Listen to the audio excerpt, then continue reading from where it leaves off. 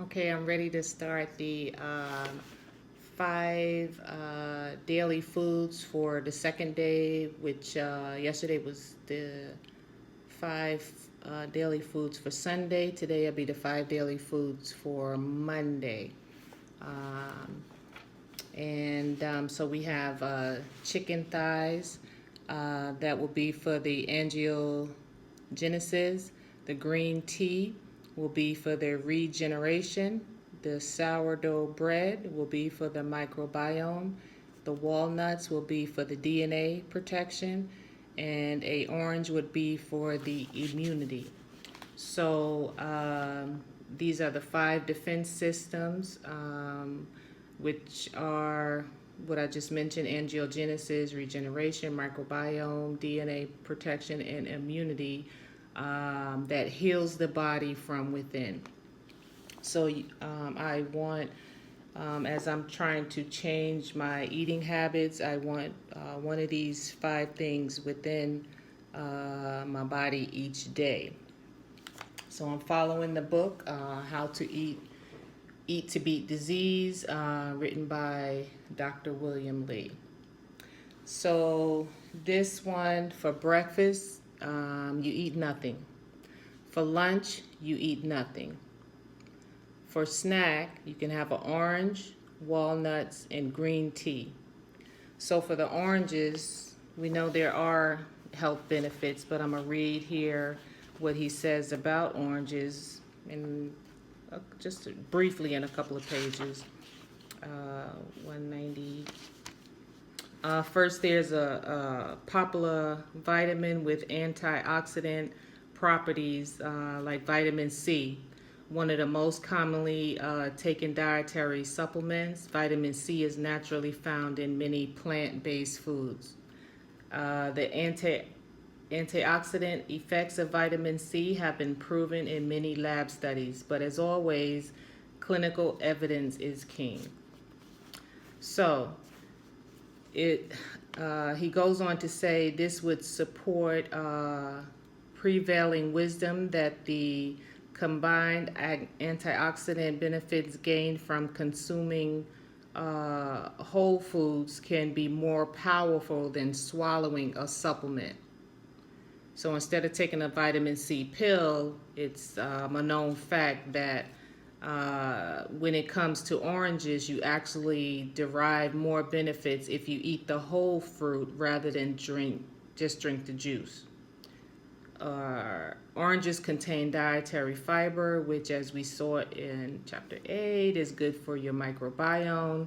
Whilst fresh squeezed orange juice is a good option, but be cautious about processed fruit juices.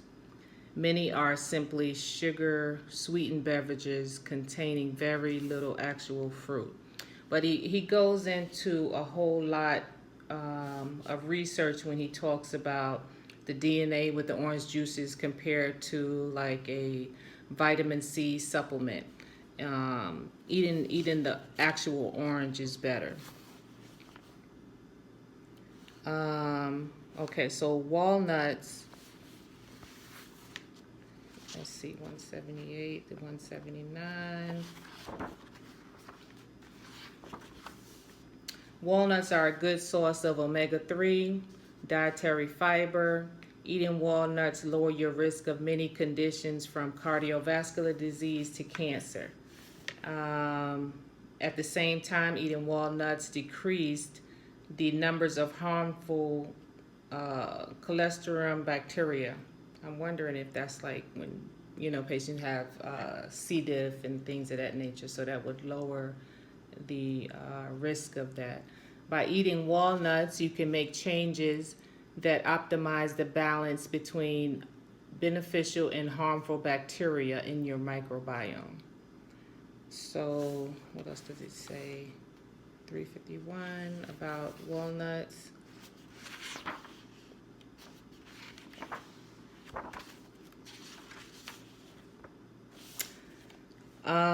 In this chart, he has the food dose chart and the diseases that it impacts. So under walnuts, it have 22 halves per day would benefit the risk of colorectal cancer, and 29 halves per day stage 3 colorectal cancer, the death form. So walnuts is a big benefit to eating walnuts. 152, I would definitely, I like walnuts anyway.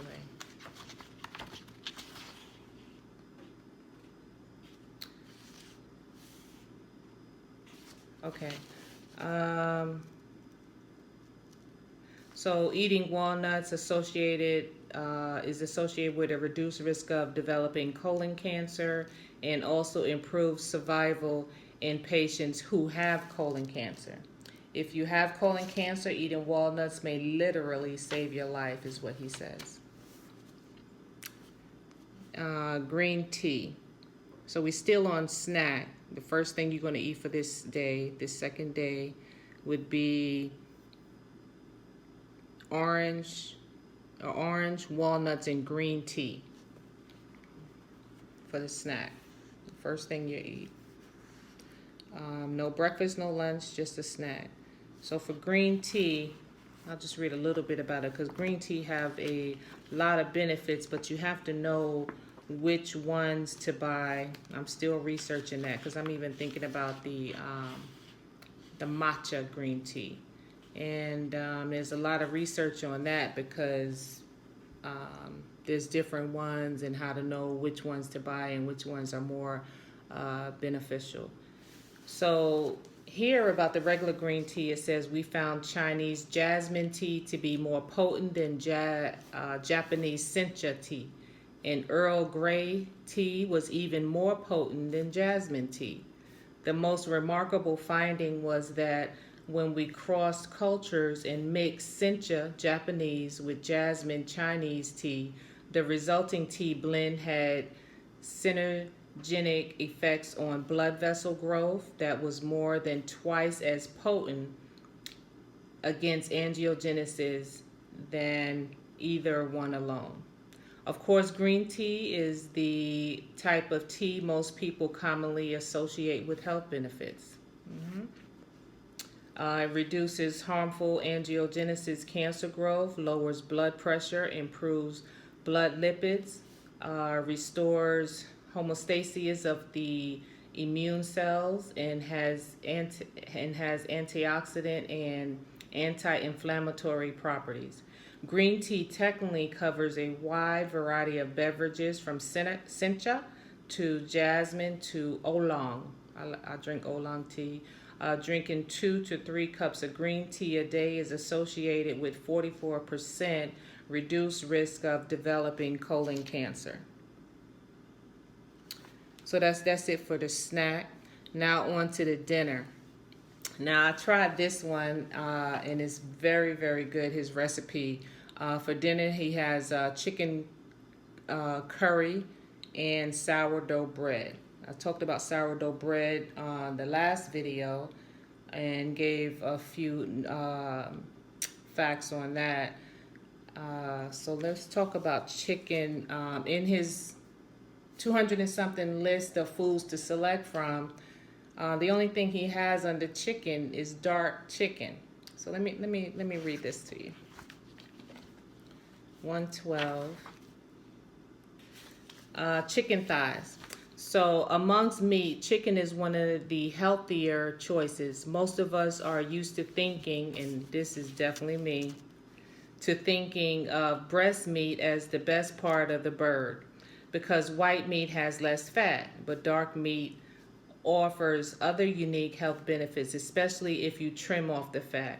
Research has revealed that thighs and drumsticks are especially healthy choices. I never knew that. Dark chicken meat containing vitamin K12, a naturally occurring fat-soluble vitamin, unlike vitamin K1, which is made by plants like spinach.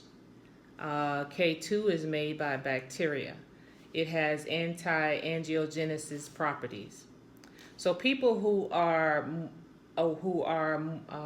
ate more K2 containing foods had more than 57% reduction in the chance of dying of heart disease and a 52% reduced risk for severe hardening of the arteries due to plaque buildup. Remember that plaque growth requires angiogenesis, so this association makes sense.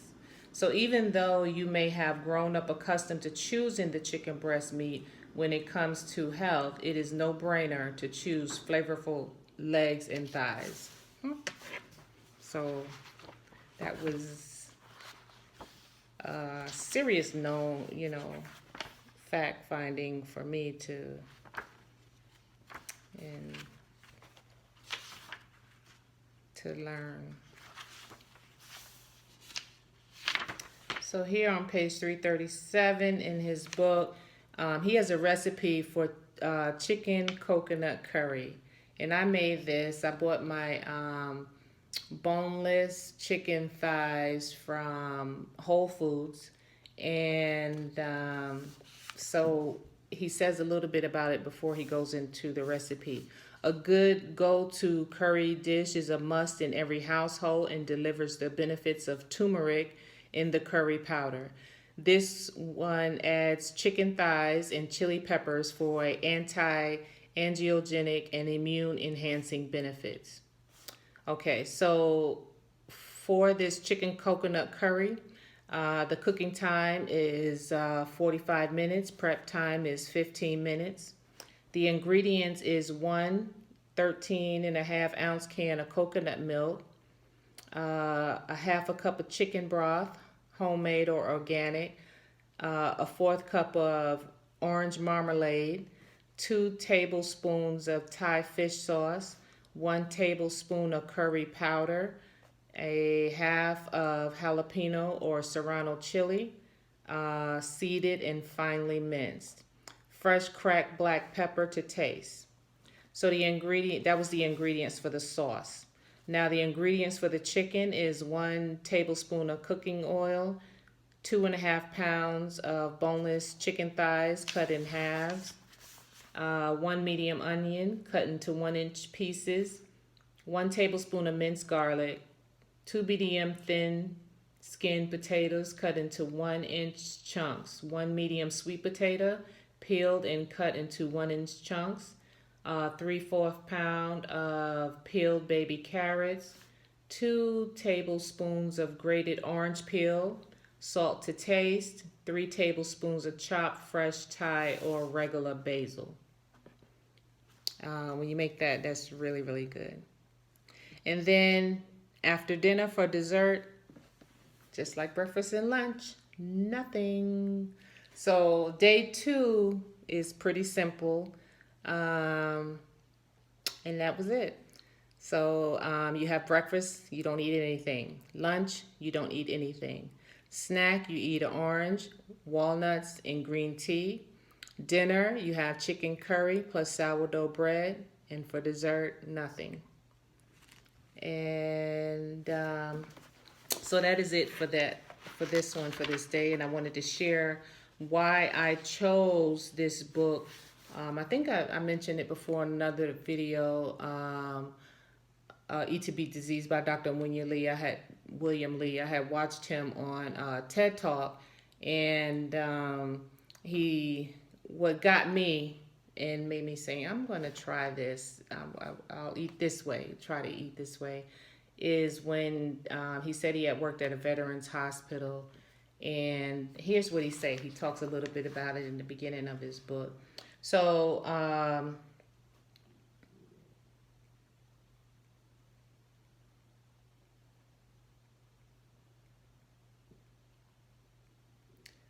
let's see.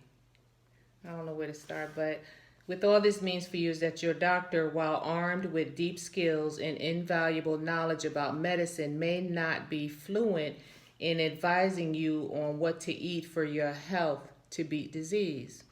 So he says, I experienced the ramifications of this firsthand in my own practice of medicine. When I was taking care of older patients at a hospital for veterans, I often wondered what had happened to their bodies. These patients, mostly men, were once specimens of perfect fitness, trained as warriors to fight for their country. By the time I saw them decades later, they were often overweight, if not downright obese, diabetic, ravaged by terrible heart and lung disease, and often cancer. As their doctor, I would give them the news of a terrible diagnosis. They would turn around and ask me, "How bad is it? What is the treatment? How long do I have to live?" I would give them my best estimate.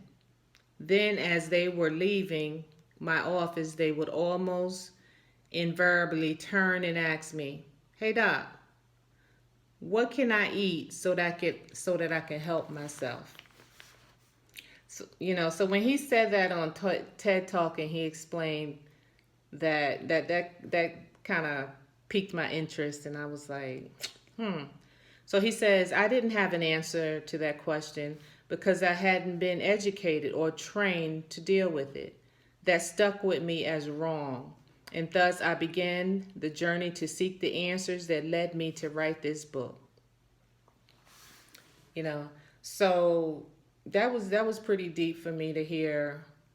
And and he go on to say that, when doctors go, to school and for medicine, their nutrition classes are maybe a week or 2 weeks long, and they don't have that much training in nutrition, so they don't know. And I notice when I go to the doctor, just like when I was told the first time that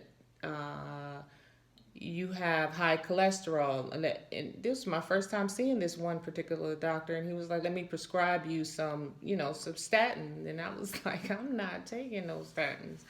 So I get here and I saw another doctor, and she said, "I give you 6 months to straighten it out," and so I'm going to follow this, and that's all I wanted to say right now.